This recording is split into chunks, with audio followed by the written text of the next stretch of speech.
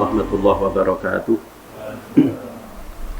Alhamdulillahirabbil alamin wassalatu wassalamu ala asyrafil anbiya'i wal mursalin sayyidina Muhammadin wa ala alihi wa sahbihi ajmain, amma ba'du. Ila hadratin Nabil Mustafa Rasulillah sallallahu alaihi wasallam wa ila muallif hadzal kitab Al-Fatihah. A'udzu billahi minasyaitonir rajim. Bismillahirrahmanirrahim. Alhamdulillahirabbil alamin arrahmanir rahim maliki yaumiddin. Iyyaka na'budu wa iyyaka nasta'in ihdinas siratal mustaqim siratal ladzina an'amta 'alaihim ghairil maghdubi 'alaihim waladdallin. Amin. Bapak Ibu para jamaah Masjid Al-Muhajirin rahimakumullah. Terlebih dahulu mari kita panjatkan puji syukur kehadirat Allah Subhanahu wa taala. Alhamdulillahirabbil alamin. Kita masih diberikan rahmat dan nikmat oleh Allah sehingga kita masih dapat melaksanakan ibadah dan amal baik, termasuk saat ini alhamdulillah kita dapat melaksanakan sholat maghrib berjamaah yang dilanjutkan dengan majelis taklim. Mudah-mudahan semua amal ibadah, amal baik yang kita kerjakan diterima dan diridhai Allah Subhanahu wa taala. Amin Allahumma amin. Salawat dan salam semoga selalu dilimpahkan kepada Rasulullah Muhammad sallallahu alaihi wasallam. Beliau yang telah memberikan bimbingan, petunjuk dan keteladanan yang baik kepada kita. Beliau yang kita harapkan syafaatnya kelak di hari akhir. Para jamaah rahimakumullah, sebelum melanjutkan kajian kitab hadis Riyadhus Shalihin, mohon bantuan Fatihah untuk almarhum Bapak Profesor Dr. Kiai Haji Ahmad Imam Mawardi MA, dosen Fakultas Syariah dan Hukum UIN Sunan Ampel Surabaya, yang baru saja wafat. Beritanya saya terima sore tadi. Mudah-mudahan semua amal baik beliau diterima oleh Allah Subhanahu wa taala. Semua khilaf salahnya dimaafkan, diampuni oleh Allah Subhanahu wa taala. Ila hadratin Nabil Mustafa Rasulillah sallallahu alaihi wasallam, khususan ila ruhi almarhum Bapak Profesor Dr. Haji Ahmad Imam Mawardi MA. Al-Fatihah. Bismillahirrahmanirrahim. Alhamdulillahirabbil alamin arrahmanir rahim maliki yaumiddin. Iyyaka na'budu wa iyyaka nasta'in ihdinas siratal mustaqim siratal ladzina an'amta 'alaihim ghairil maghdubi 'alaihim waladdallin. Amin.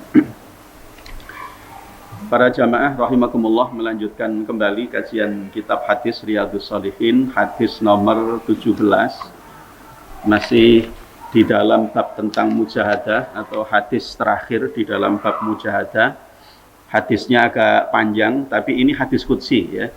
Ini hadis qudsi, bukan hadis nabawi. Jadi kalau yang biasanya kita baca kebanyakan itu hadis nabawi. Hadis nabawi itu yang susunan redaksi lafadznya itu disusun oleh Rasulullah, termasuk kandungan maknanya. Sedangkan hadis qudsi ini tidak terlalu banyak jumlahnya ya. Hadis qudsi itu susunan redaksi lafadznya itu dibuat oleh Rasulullah sallallahu alaihi wasallam, tetapi kandungan maknanya itu dari Allah Subhanahu wa taala. Ini Pak Haji Ahmad ya. Alhamdulillah ya. Tambah ganteng ini alhamdulillah ya. Hikmahnya ini habis diberi ujian ya, tambah ganteng, tambah kelihatan muda. Alhamdulillah ya. Alhamdulillah bisa bersama kita kembali. Para jamaah rahimakumullah, ini hadis qudsi, hadis terakhir di dalam bab mujahadah. Bismillahirrahmanirrahim.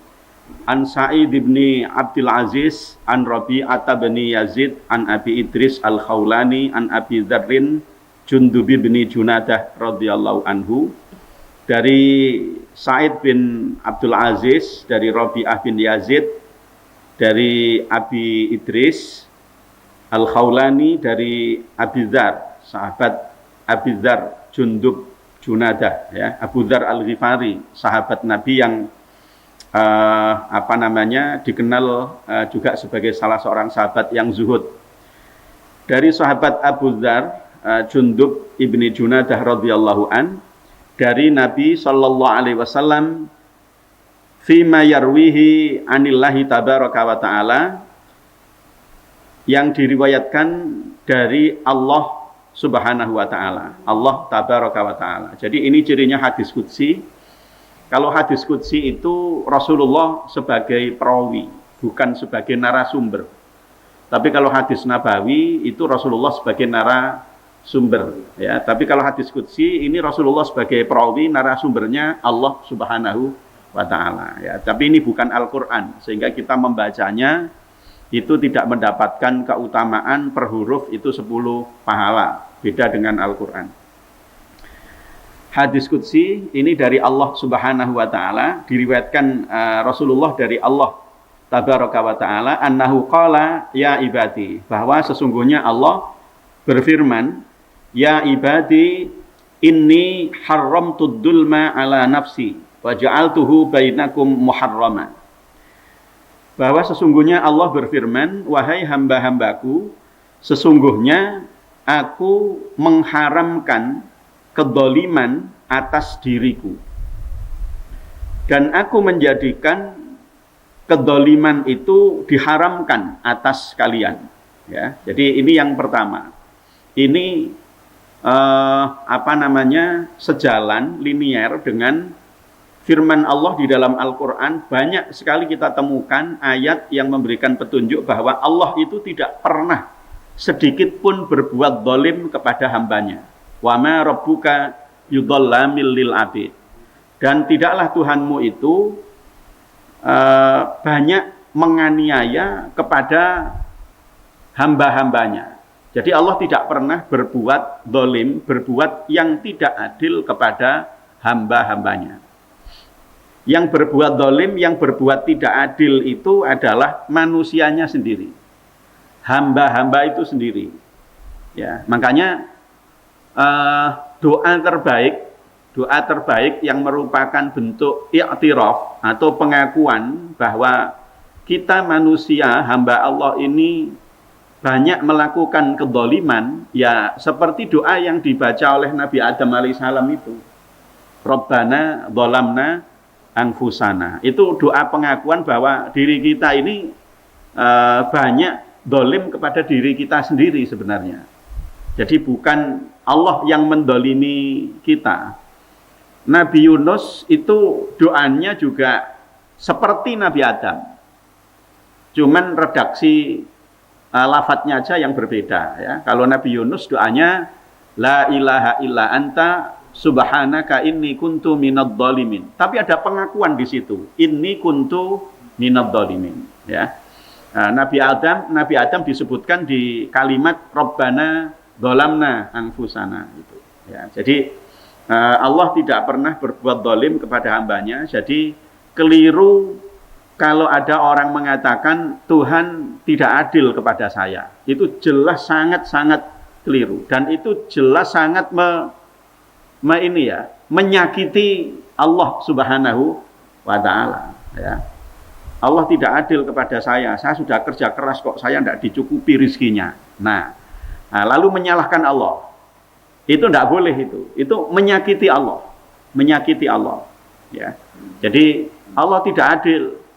Iku apa jenenge ganteng kok oleh welek gitu, ya. Jadi Allah tidak adil. Dia itu mestinya begini. Itu tidak boleh kita menyalahkan Allah, itu tidak boleh. Atau mengira bahwa Allah berbuat zalim itu tidak boleh. Karena Allah sedikit pun tidak berbuat zalim. Bahkan Allah mengatakan, sesungguhnya aku mengharamkan kedzaliman itu atas diriku sendiri. Ya. Jadi Allah sendiri tidak mau melakukan kedzaliman. Allah sendiri mengharamkan atas zatnya sendiri itu kedzaliman. Karena itu maka waja'altuhu bainakum muharrama. Dan aku jadikan kedzaliman itu diharamkan atas kalian. Ya. Dolim itu para jamaah rahimakumullah, yang dimaksud adalah ini biasanya dilawankan dengan keadilan. Dolim itu ya. Dilawankan dengan keadilan. Jadi adil itu lawannya dolim. Jadi dolim itu berarti melakukan penganiayaan, menempatkan sesuatu tidak pada tempatnya. Sedangkan adil itu menempatkan sesuatu pada tempatnya. Itu adil, ya, itu adil. Di dalam Al-Qur'an para ulama menyebut bahwa misi utama Al-Qur'an itu di samping misi rahmatan lil alamin, itu juga misi keadilan yang dipesankan oleh Al-Qur'an. Yang paling utama itu adalah misi keadilan, ya, misi keadilan. Nah, kalau di dalam praktek kehidupan sehari-hari, kalau ada orang dianggap melakukan kedzaliman kepada orang lain, itu artinya dia dianggap melakukan ketidakadilan kepada orang lain. Ya. Karena itu Allah di dalam hadis qudsi ini selanjutnya mengatakan, fala tadzalamu, maka janganlah kalian saling mendolimi. Jadi dolim itu begini, orang lain dipukul, pemukulan yang dilakukan oleh seseorang itu disebut dengan kedoliman. Karena mestinya orang lain itu tidak boleh dipukul. Nah, orang lain yang dipukul itu, kalau dia membalas satu pukulan juga dengan satu pukulan, itu berarti adil.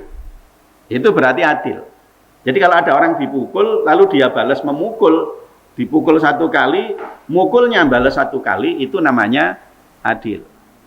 Tapi kalau dia dipukul satu kali, balasnya 10 kali, nah itu dolim sudah. Itu tidak adil. Ya, itu tidak adil. Ya, jadi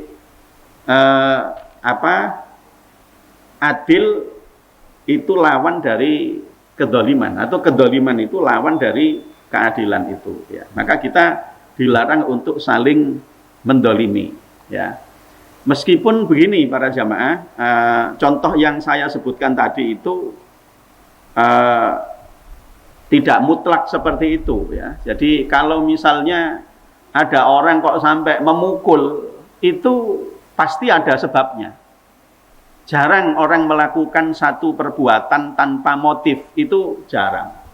Pasti ada motifnya, ada sebab. Dan kalau sudah ada sebab, pasti ada akibat. Itu pasti seperti itu. Jadi mengapa orang itu dipukul? Mungkin saja karena dia ngomongnya tidak baik. Itu. Karena dia menyinggung harga diri orang lain. Padahal harga diri itu harus dijaga, harus dipelihara. Mungkin saja dia dipukuli orang itu karena dia melakukan tindak kejahatan, misalnya mencuri kemudian ketangkep. Nah, itu bisa jadi seperti itu, ya. Jadi tidak mutlak sifatnya. Cuman kedoliman di sini itu bisa berarti orang yang memulai melakukan kejahatan. Itu disebut orang yang melakukan kedoliman. Ini yang pertama. Ini hadis qudsi, isi yang pertama dari hadis qudsi yang panjang ini. Kemudian berikutnya, firman Allah berikutnya dalam hadis qudsi ini, ya ibadi kullukum dhallun illa man hadaituhu fastahduni ahdikum. Wahai hamba-hambaku, kalian semuanya adalah orang yang tersesat. Jadi manusia ini semuanya pada dasarnya itu pada awalnya tersesat. Illa man hadaituhu, kecuali orang yang telah aku berikan petunjuk kepadanya. Fastahduni ahdikum, maka mintalah petunjuk, maka mintalah petunjuk kepadaku, maka ahdikum, aku pasti akan memberikan petunjuk kepada kalian. Jadi berdasarkan hadis qudsi ini, manusia itu pada awalnya tersesat. Artinya begini, meskipun dia memiliki otak yang cemerlang, ya, memiliki otak yang cemerlang, tetapi otak yang cemerlang yang dia miliki itu tidak secara otomatis pasti akan mengetahui petunjuk-petunjuk Allah Subhanahu wa ta'ala. Karena itu maka mengapa Allah menurunkan para nabi, para rasul? Karena untuk membimbing manusia supaya tidak tersesat. Karena bisa jadi meskipun dia memiliki otak yang cemerlang, dia masih bisa tersesat. Ini nanti biasanya kalau kita belajar tentang apakah ilmu itu bebas nilai atau tidak. Kalau ilmu itu bebas nilai, itu berarti itu sudah melanggar batas-batas etika dan norma-norma agama, termasuk norma-norma hukum. Ya, mohon maaf misalnya seperti teknologi tentang cloning itu, teknologi tentang cloning atau teknologi tentang bayi tabung. Bayi tabung itu yang diperbolehkan hukumnya itu adalah kalau sperma itu dari suami dan istri itu, ovum dari istri. Tapi kalau spermanya itu sperma donor dari orang lain, ovum istrinya, lalu terjadi pembuahan di situ, ini hukumnya haram. Tapi kedokteran, dunia kedokteran, dunia kesehatan yang berhubungan dengan itu mungkin tidak perlu terlalu terikat dengan agama dan hukum. Tapi kalau tidak terikat, maka ini justru akan merusak kehidupan manusia. Nah, itu contohnya seperti itu. Ya. Jadi meskipun masih memungkinkan, tetapi kalau ternyata itu nanti berhadapan dengan ajaran agama, norma hukum, norma sosial yang berlaku di tengah masyarakat, maka bisa saja itu dilarang. Ya. Itu bisa saja dilarang. Ya, termasuk operasi ganti kelamin misalnya. Mohon maaf, operasi ganti kelamin itu meskipun itu bisa menjadi tren dalam kehidupan di masyarakat, tapi tetap tidak diperbolehkan kalau dilakukan sembarangan.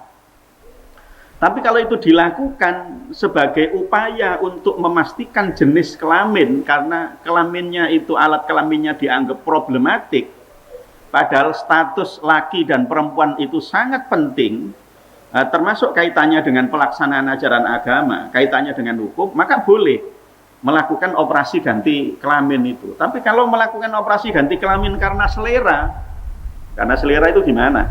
Aku bosen dadi wong lanang, enak dadi wong wedok ae.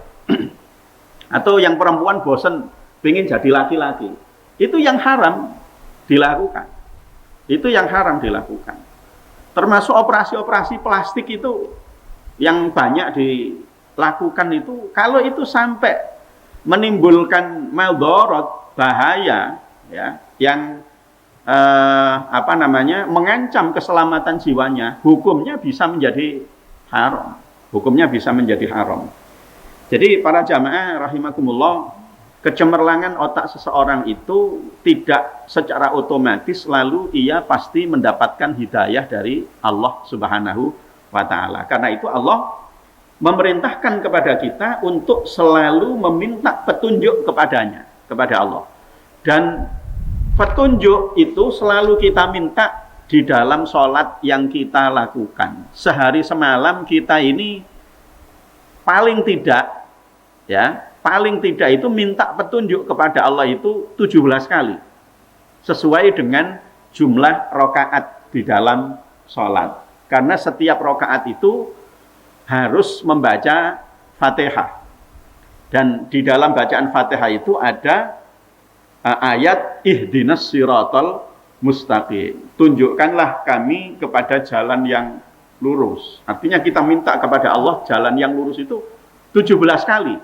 Itu kalau kita lakukan sholat wajib. Kalau tambah sholat sunnah, berarti kita lebih banyak minta hidayahnya kepada Allah Subhanahu wa Ta'ala. Karena hidayah ini memang kewenangan Allah. Ya. Jadi para jamaah manusia tidak punya kewenangan untuk memberikan hidayah. Ngaji begini, Ustadz, Kiai, Habib, itu tidak memberikan hidayah. Tidak.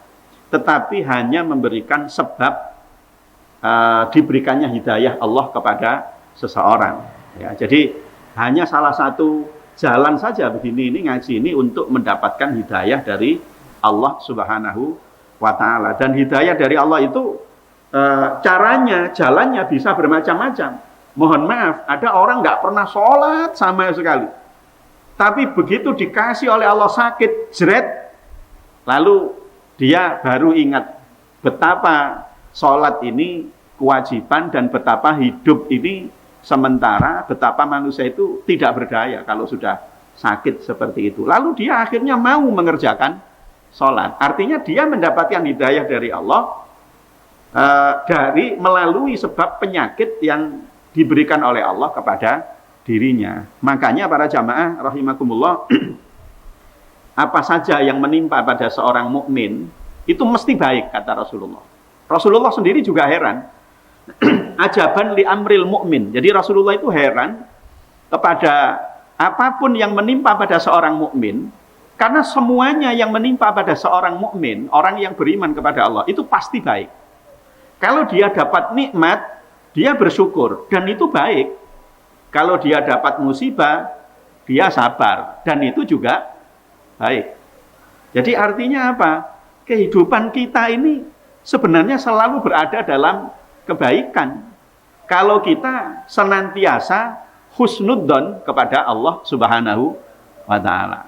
Oh, saya kerja hari ini 8 jam, alhamdulillah dapat rezeki sekian.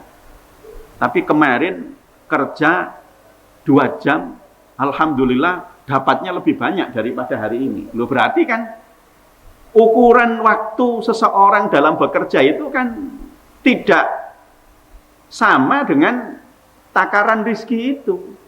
Tidak sama. Mestinya yang kerjanya 8 jam itu, mestinya loh ya, mestinya itu bayarannya lebih banyak daripada yang 3 jam.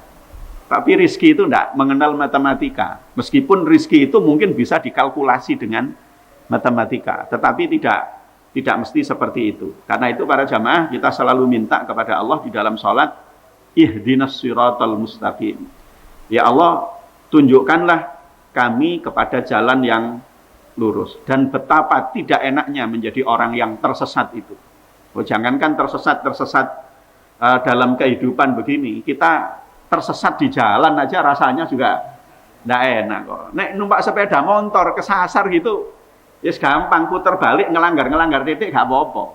Tapi kalau bawa mobil satu arah, wis gak sampai jalan itu lagi nanti. Ya, jadi mbulet ndak karu-karuan. Betapa tidak enaknya menjadi orang yang tersesat. Nah, para jamaah mumpung ingat ini yang berkaitan dengan tersesat ini di dalam Al-Quran surat Ad-Duha itu ada firman Allah yang ini mohon maaf kadang dipahami salah oleh sebagian orang. Di dalam Al-Quran surat Ad-Duha itu kan ada ayat ini, wa wajadaka dhallan fahada, ya. Dan dia Allah mendapatimu tersesat, mendapati kamu Muhammad tersesat. Wa wajadaka dhallan fahada. Maka Allah memberikan petunjuk. Ini sebagian orang memahami salah ayat itu. Dikira Rasulullah itu orang yang tersesat akidahnya. Lalu diberikan petunjuk atau hidayah oleh Allah. Padahal yang dimaksud tersesat di situ itu Rasulullah itu pernah tersesat di jalan gitu loh. Jadi tersesatnya itu bukan tersesat akidahnya, itu bukan. Nah, mosok Nabi itu tersesat akidahnya kan ya keliru. Ya, itu makanya kalau memahami Al-Qur'an hanya dari terjemahan itu bisa jadi keliru. Ya, tapi kalau dibaca di dalam tafsirnya bahwa yang dimaksud tersesat di situ itu ya tersesat di jalan itu. Kemudian oleh Allah ditunjukkan jalan yang benar, jalur yang benar, arah yang benar, bukan tersesat dalam arti akidah itu. Nah, sehubungan dengan ini juga para jamaah rahimakumullah, maka kita juga tidak diperbolehkan untuk memberikan klaim sesat kepada orang lain. Tidak boleh. Dan itu harus dihindari betul sebagai seorang muslim.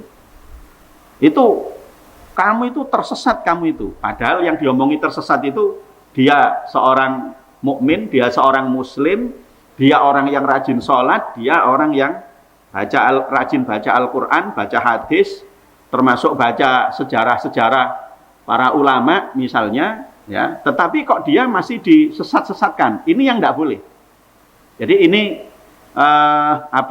kata yang harus kita hindari dalam kehidupan sehari-hari adalah klaim kepada orang lain bahwa orang lain itu sesat. Na'udzubillahi min dzalik. Dan itu menyakiti hati seorang muslim, ya. Jadi kalau orang itu mengatakan orang lain tersesat, jangan-jangan dirinya sendiri sebenarnya yang tersesat. Karena dengan mengatakan orang lain tersesat, itu dirinya sendiri sebenarnya sedang tersesat. Ya. Dan kalau kita melihat ada orang lain yang memang tersesat dalam arti dia keliru memahami Al-Quran, hadis, keliru memahami ajaran agama, maka orang yang tersesat seperti ini bukan lalu dihukum, bukan lalu diklaim dia sebagai orang yang sesat, tetapi tugas kita adalah mengingatkan mereka. Nah, ini kaitannya juga dengan watawasau bil haqqi watawasau bis sabr. Ya, jadi tandanya orang beriman yang tidak pernah rugi itu adalah orang yang selalu berwasiat dengan kebenaran dan kesabaran, ya, dan kesabaran. Jadi kalau kita tahu saudara kita tersesat, jangan malah dihukum. Ya, saya sendiri nggak setuju kalau ada, mohon maaf, kalau ada orang salah jalan, salah jalan apalagi terus memang nggak ngerti, ya, terus dihukum, itu nggak setuju saya. Karena tambah panik orang seperti itu, tambah stres. Wong sudah, ini keliru, memang keliru, salah, ngakoni salah. Ya, tapi wong memang dia orang tidak dari situ, maka sebaiknya ditunjukkan aja jalan yang benar. Yang penting kan surat-suratnya lengkap, gitu kan. Nah, tapi kalau dia ini memang sengaja salah, wis ngerti salah jalan, tapi tetap dilanggar aja, nah ini mungkin perlu dihukum seperti ini. Jadi kita pun dalam kehidupan sehari-hari, para jamaah, kita melihat kadang ada saudara kita yang keliru, yang salah, itu jangan dihakimi, jangan dihukum, jangan dibicarakan kekurangannya itu, tetapi mari kita ingatkan, ya, mari kita ingatkan, ya. Termasuk yang fenomena-fenomena yang ngaku jadi nabi, gitu ya, kan ngaku jadi malaikat, itu kan, ya, itu tersesat kan, orang-orang seperti itu kan tersesat, itu jelas tersesat. Kalau kita mengatakan dia tersesat, itu bukan klaim, karena memang sesat tidaknya seseorang itu ada ukurannya. Lah ini kok ngaku sebagai malaikat, malaikat kok makan minum, gitu ya. Padahal malaikat itu kan tidak makan, tidak minum, ya. Lalu ngaku jadi nabi setelah Nabi Muhammad misalnya, itu tersesat. Dan kepada orang yang seperti ini harus diingatkan, harus dibina. Meskipun di dalam fikih boleh bagi imam, bagi pemimpin itu menghukum orang seperti ini, ya, kalau memang dia sudah mengetahui bahwa itu tersesat tapi tetap dilakukan saja, sama seperti orang yang tersesat di perjalanan tadi, tetapi dia tetap sengaja melanggar, maka itu bisa dihukum, ya. Jadi para jamaah rahimakumullah, karena itu semakin banyak kita melakukan sholat sunnah maksud saya, di samping sholat wajib, maka semakin besar peluang kita untuk selalu mendapatkan hidayah dari Allah Subhanahu wa Ta'ala. Jadi makanya orang itu kalau tidak sholat sama sekali, itu berarti kan dia tidak pernah minta hidayah sama sekali kepada Allah.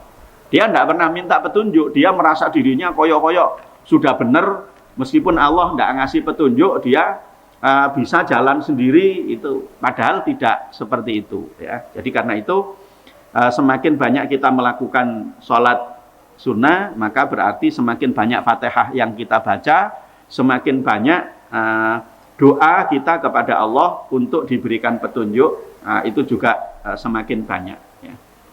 Kemudian berikutnya yang ketiga, isi dari hadis qudsi di dalam hadis nomor 17 ini, ya ibadi kullukum ja'i'un illa man at'amtuhu fastat'imuni ut'imkum. Ini yang ketiga. Wahai hamba-hambaku, kalian semuanya adalah orang yang lapar, kecuali orang yang aku beri makan kepadanya. Maka mintalah makan kepadaku, aku pasti akan memberi makan kepada kalian. Ya, inilah.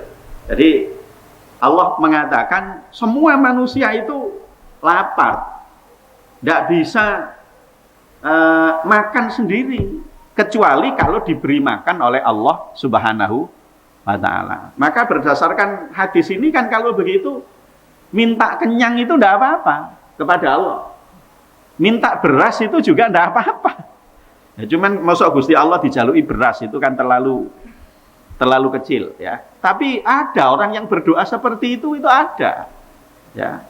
Jadi orang-orang yang banyak ziarah itu kan kalau doa kan pakai bahasa Arab kok diamini, kadang jamaahnya ndak mantep.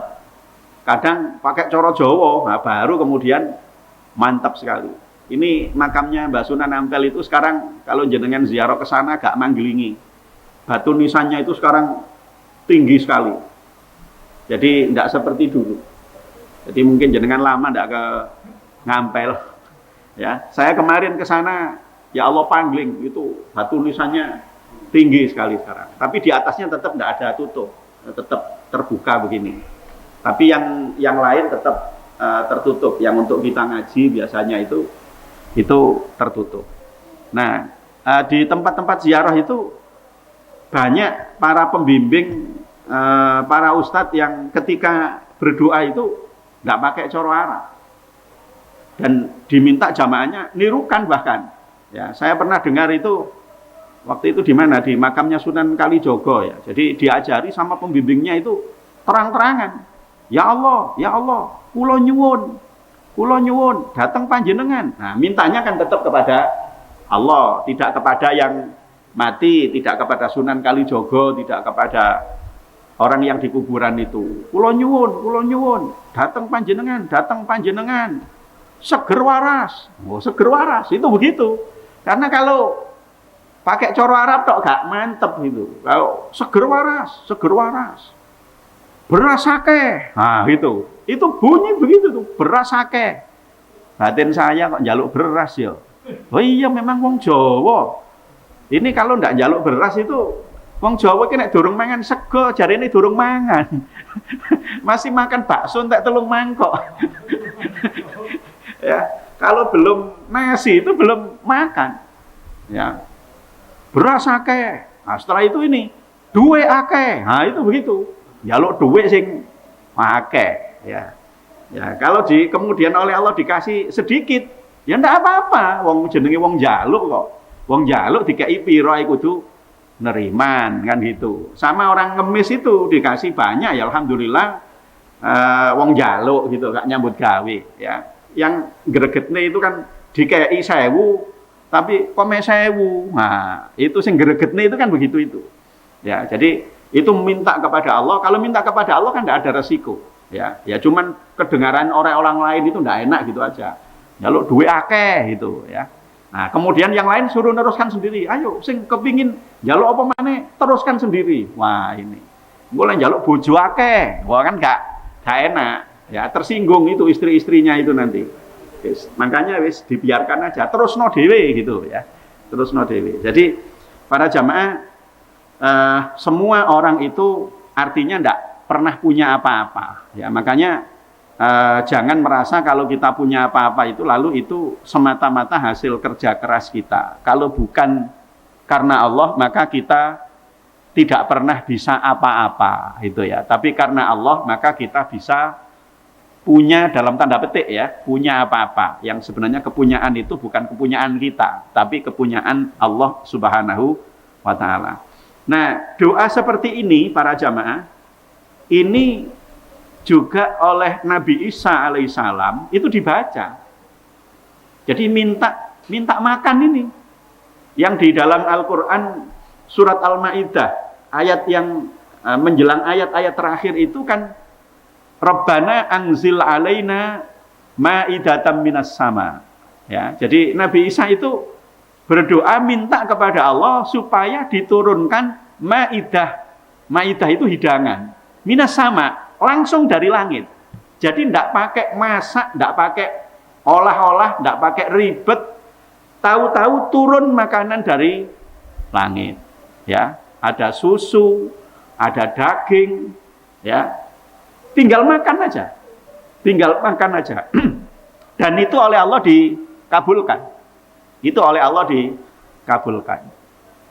Nabi Musa alaihissalam itu juga karena dituntut oleh umatnya supaya minta kepada Allah makanan dari langit. Oleh Allah juga diturunkan makanan dari langit yang namanya manna wassalwa itu. Daging dan roti itu.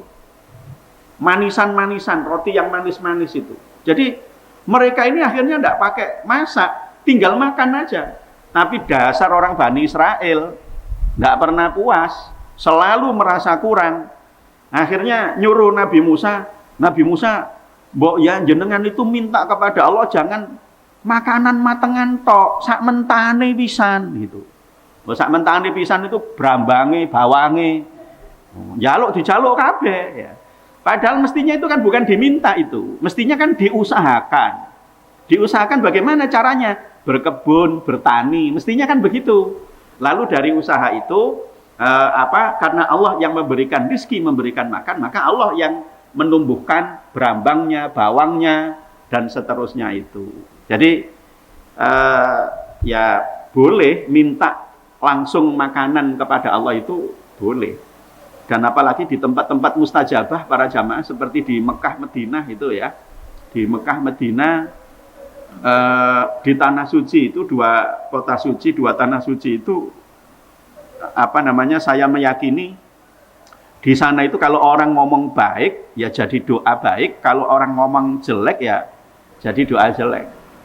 Jadi kalau jenengan kepingin makan apa gitu ya insya Allah keturutan, minta di situ insya Allah keturutan. Apalagi sekedar minta albek itu aja ya. Ya Allah minta albek, yes, mesti keturutan dong. Albek harganya murah, ya. Ayam khas yang sana itu, ya. Atau nasi mandi itu misalnya, yang enak itu, insya Allah minta aja kepada Allah. Ya Allah, saya mohon kepadamu nasi mandi, ya. Tapi sambil ikhtiar, usaha naik taksi datang ke restoran. Nah itu begitu, ya. Kalau enggak begitu, ya bisa juga, ya. Karena rezeki Allah itu banyak jalannya. Saya sendiri pernah mengalami yang seperti itu ya. Jadi kepingin nasi mandi, mau beli, waduh iki lek tuku ya lumayan regane larang. Gak ngentekne nek. Satu nafar itu untuk satu orang aja harganya mungkin sekitar 300 ribuan lah. Tapi gak habis. Tapi kepingin sekali. Ya Allah, saya minta kepadamu nasi mandi. Loh, ternyata terus meneng-meneng ada orang ngasih nasi mandi. Loh, artinya banyak jalan, rezeki itu banyak jalan. Yang penting kita tetap kalah menang, tetap berdoa memohon kepada Allah Subhanahu wa taala. Jadi boleh minta makanan kepada Allah itu boleh ya. Ini yang ketiga. Kemudian yang keempat, ya ibadi kullukum arin illa man kasautuhu fastaksuni aksukum ya. Wahai hamba-hambaku, kalian semuanya adalah orang yang telanjang, yang tidak pakai baju. Kecuali orang yang aku beri pakaian kepadanya, maka mintalah pakaian kepadaku, aku pasti akan memberikan pakaian untuk kalian. Ya. Jadi ini hadis qudsi. Ini dua yang tadi itu. Dua apa yang bagian ini ya, itu yang termasuk jadi filosofi ajarannya Sunan Derajat ya. Jadi wene ana busana marang wong kang kawudan. Jadi berikan pakaian kepada orang yang telanjang ya, orang yang telanjang. Itu artinya jangan suka membuka aib orang lain. Ya, jadi kalau kita tahu ada orang lain yang aibnya terbuka, auratnya terbuka, maka tutupi itu. Tutupi, jangan dibuka, ya. Atau bisa juga maknanya adalah kalau ada orang yang telanjang, kasih baju. Misalnya kita lihat ada gelandangan itu, enggak pakai baju, telanjang, itu beri baju. Ya, itu termasuk ajarannya Sunan Derajat. Nah, para jamaah rahimakumullah, berdasarkan hadis qudsi isi nomor 4 di dalam hadis qudsi ini, maka kita juga bisa minta kepada Allah itu pakaian ya. Pakaian di sini bisa berarti pakaian fisik, bisa berarti pakaian dalam arti konotasi maknanya. Jadi kalau kita minta pakaian, itu artinya kita minta supaya aib kita, aurat kita itu ditutupi oleh Allah Subhanahu wa ta'ala. Makanya ada doa begini. Salah satunya itu Allahumma la tada fi maqamina hadza dzamban illa ghafarta. Itu dan seterusnya. Lalu ada bagian begini. Wala aiban illa satarta. Dan jangan ada di tempat ini, di majelis kami, di tempat kami ini aib kecuali engkau tutupi aib itu.